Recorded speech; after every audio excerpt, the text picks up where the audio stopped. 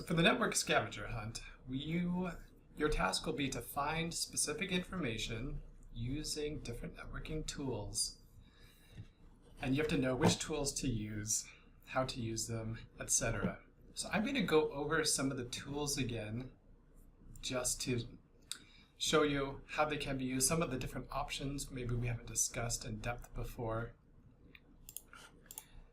Ping. You should know what ping is. If you don't know what ping is by now, I'm not sure what to say. So a basic ping, we can ping google.com, we get a reply. That's good. I'm going to clear the screen with CLS. Here's a useful tool. Let's say you have an IP address and you want to know the domain associated with it. You can use, don't use ping, use ping, but use -a and then put in the IP address. So I'll put in this IP address 172.217.6.110, and when I use this -a, the ping command will do a DNS lookup and it'll tell me the domain associated with that. So 1E100, that's scientific notation for a Google. So this is a Google domain serving up the google.com webpage. So that -a can be useful. If I run that same command, I'm going to use the up arrow key without the -a. The ping will still succeed, but it doesn't tell me, it doesn't do that reverse DNS lookup. So the -a is helpful. I'll clear the screen.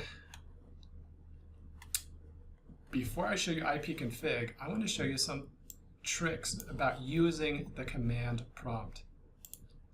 If you don't like how big this window is, or the font size, or the default, if you want to see more information, you can come to this top left menu and edit the defaults. So you can make the size of the window, size of the font in the window bigger or smaller. You can change whatever font you prefer. Go ahead and change it.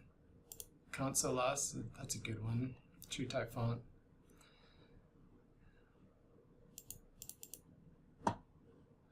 Let's see, how big do I want? I'm going to choose size 14. In the options, maybe my #1 pro tip for using the Windows command prompt, enable quick edit mode. Just check that box. Just trust me. Just do it. I'm going to click OK. All this information's fine. The layout, you can change the height. If you're running commands that are too big and you have to scroll over many screens to find all the information you want, like if you'd run an Nmap intense scan and there's tons of information, you might have to change your screen buffer size. Right now this will save 1,000 lines. After that, it's just gone forever. It just disappears. If I change that to 5,000, I could scroll up 5 times as much. It's not going to change how big my window is here. That's fine. So I changed those defaults. So I'm going to open up the command prompt again. You can see my font is a little bit different now. It's kind of small. I'll change my defaults. I'll change it to 16. You can see by changing the defaults, it doesn't affect my current window. If I want those defaults to take effect, I have to launch my command prompt again. So here I am with Consolas, my good font, and my buffer is bigger. So why quick edit mode? Well, copying and pasting into the command line is something that we have to do somewhat regularly. Quick edit mode, as the name suggests, makes that process faster. So if I want to, without quick edit mode, I'm going to copy this. I would have to come up here, edit, paste. Okay, it's not terribly bad, or Control V. But with quick edit mode on, if I select this, I can copy it, and I'm just going to right click in my command window. Boom, right click, it's pasted. Fabulous, right? Just saved you hours of your life, probably. But what if I run ipconfig and I get some information out of here? and I want to copy and paste it, what do I have to do? I have to select everything, and I have to go to click, edit, copy. No, I don't want to do that. I could do that. Edit, copy, and then I could paste it into Notepad.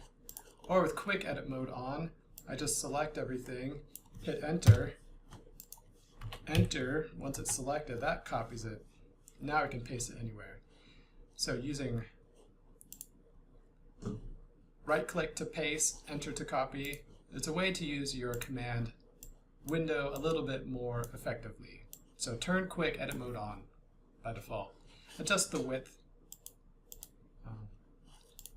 Obviously, every time you open this up, you can resize it, but if you always find yourself resizing that window, go ahead and change the defaults. So in layout, if the width is 100, make it 120 or something. So now when I open this up, it's going to be wider. It's going to be 120 characters wide now. So information won't have to wrap quite as frequently. Tweak your command prompt. All right, so ipconfig, you know what that tells you. What does ipconfig/all tell you that regular ipconfig doesn't tell you? Think about it. Run it if you don't know. Two key things would be your DNS servers and your MAC address. I'm not going to run that because they don't actually want to show you my MAC address, because you might be able to spoof my MAC address and then lock me out of the network. So I'm not going to do that. So there's other command options. Right there, I listed release and renew. So release and renew, those have to do with DHCP. If I release my IP address, I essentially give it back to the DHCP server, say I don't want it anymore. I could run that, then I could run renew to ask for a new IP address. Sometimes if you're switching networks, you might have to do this. If your computer is on a network and it has an IP address, but it doesn't have it's not connected to the right network, something just didn't work correctly, you can release and renew your IP address. How would you find out more information? Most programs provide you some basic help with the question mark parameter. It's either / question mark or dash question mark or -- help or -h, depending on the program. You can see a bunch of stuff that you can do with ipconfig. So if your DNS isn't working, or you want to get rid of any cache entries, you can flush your DNS. Just delete everything so it'll do brand new DNS lookups. There's other stuff that you can do. Read about the different options. Honestly, I have never had to register DNS, display DNS, show class ID. I haven't had to do anything I've highlighted there on the screen. I've had to use all the other ones though at some point. So this built-in help is useful. Nmap. Should know how to use Nmap.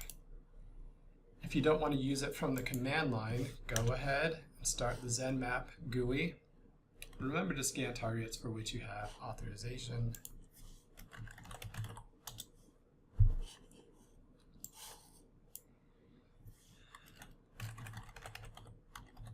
So I'm going to go to nmu.edu. I'm going to scan it.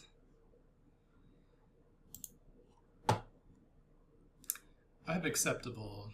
I'm authorized as a user on nmu.edu. The network administrators aren't going to get mad at me for doing a single scan. If I tried to do a denial of service attack, you bet that the network administrators here at Northern, they would have me fired basically. So I'm not going to do anything I'm not authorized to do. As part of a learning experience, I say that this is okay. So it's going to run. Let's see, we did an intent scan on scanme.nmap.org. It took about 30 seconds. So we'll see how long this one takes. This one's running. No host details yet. It's not going to process all of this information until the scan's done. Okay, nmap done. So it took 54 seconds. Let's look at the host details. Okay, so I can find some information.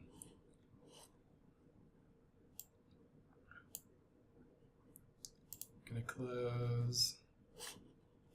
Let's see, the unsaved changes popped up on my other monitor. Trace route. This is one that, to be honest, I can't remember if we've talked about it, so let's talk about it. Trace route will show us all the routers that we go between us and some destination. So it's not tracer T, it's trace route. Don't say tracer T. So for example, I can say trace route to whitehouse.gov. And it's going to show me all the routers that my packet's going to pass through. So it's going to nmu.edu through some service providers over AT&T's network, and it ends up at a router for Akamai Technologies. That's that content distribution network. Akamai, if you do some deep analysis of web traffic, you're going to see Akamai quite a bit. So it went over about 11 routers. The latency was pretty good all across the board. It's extremely fast to NMU's routers. And then across the internet, it was a little bit slower, but 91 milliseconds is not a long time. So everything happened fairly quickly. The internet is working. What if I try to trace route to netflix.com? Is this going to work?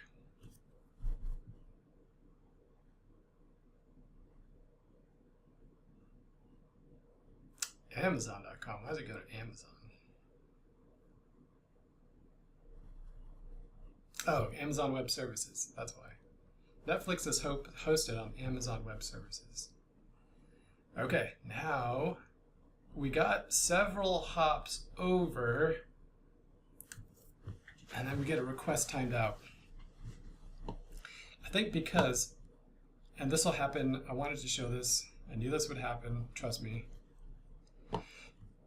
Some servers don't respond to these types of requests.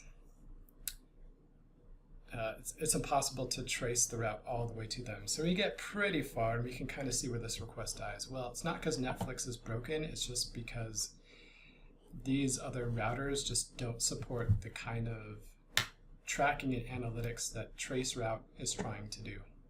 So we do get some information that's useful, but this isn't going to complete. So I'm going to just Control-C out of it. If I try to ping netflix.com, it does a DNS lookup, it resolves to that specific IP address, but you can see request timed out. It's because Netflix they configure their servers not to respond to ping requests. So the same reason traceroute fails is the same reason why these pings are timing out. Even if I open up a web browser, netflix.com would load just fine. So NSLOOKUP, we used NSLOOKUP when we were doing DNS tests and when we set up DNS on Windows Server 2016. Again, if you use the question mark, you can see some information. So there's NSLOOKUP, options, host on a server.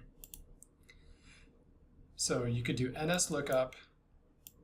The host would be for example, the domain name, like yahoo.com, and the server is the one that would know what that yahoo.com is supposed to be or can figure it out through various lookups.